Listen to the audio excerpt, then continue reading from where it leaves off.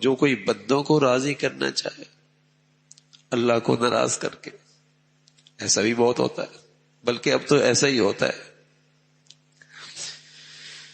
کہ اللہ کو ناراض کر کے بندوں کو راضی کرنا چاہے، اولاد کی مان رہا ہوتا ہے،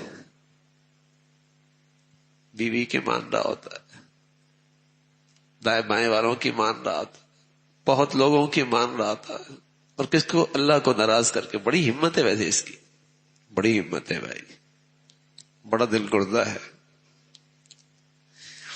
جس ذات نے اس کو عطا کر کے اور نعمتیں دے کر حد کر دی ہے، اس کا تو یہ احسان فراموش ہو رہا ہے، اس کی احسان فراموشی کر رہا ہے، اور اس کو تو ناراض کر رہا ہے، اور اس کو پرواہ بھی نہیں ہے۔ پرواہ کس کی ہے؟ لوگ کیا کہیں گے، کیا کریں، اولاد کا مسئلہ ہے، کیا کریں، بیٹی کہہ رہی ہے نا میں نے باہر پڑھنے جانا ہے، ہاں، یہ نہیں دیکھتا کہ اللہ کا حکم کیا ہے، لیکن کیا کریں، پڑھنا چاہ رہی ہے اب، یہ تو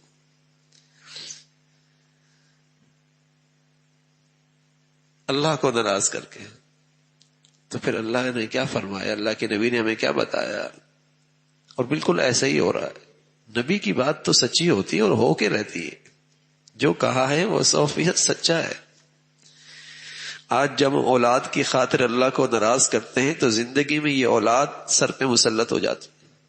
بتائیے نا، اس کی پرورش میں، اس کی تعلیم میں، اس کی تربیت میں کبھی اللہ کا بھی خیال رکھا ہے؟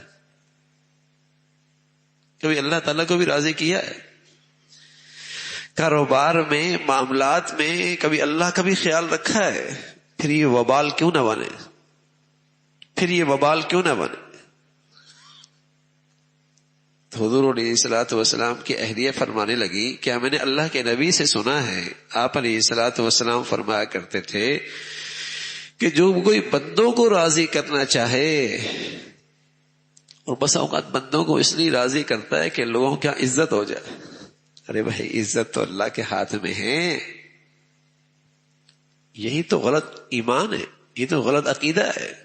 یہ کیسا مسلمان ہے کہ لوگوں کے ہاتھوں میں عزت سمجھتا ہے؟ وَلِلَّهِ الْعِزَّةُ وَلِرَسُولِهِ وَلِلْمُؤْمِنِينَ، عزت تو اللہ کے ہاتھ میں ہے۔ اور کتنی بد نصیبی ہے کہ عزت چاہتا ہے اللہ کو ناراض کر کے،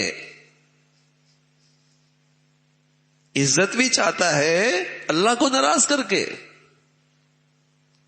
کیسا مسلمان کا ایمان ہے، اور کتنا گر چکا ہے ایمان اور عقیدے کے لحاظ سے۔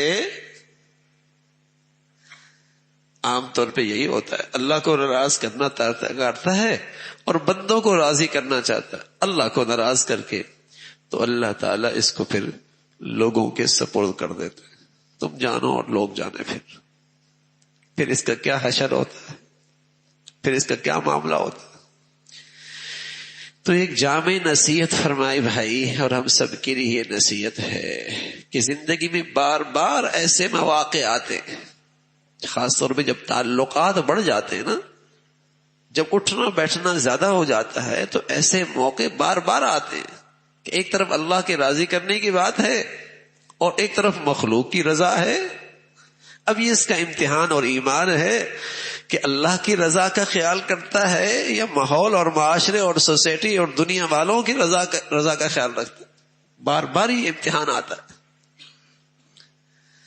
اور اللہ کے نبی صلی اللہ علیہ وسلم نے دونوں کے نتائج بتا دی ہیں بھائی، اس دنیا میں، آخرت میں تو ہوگا، اس دنیا میں بھی دونوں نتائج بتا دی کہ کس رخ پہ جائے گا تو کیا نتیجہ آئے گا۔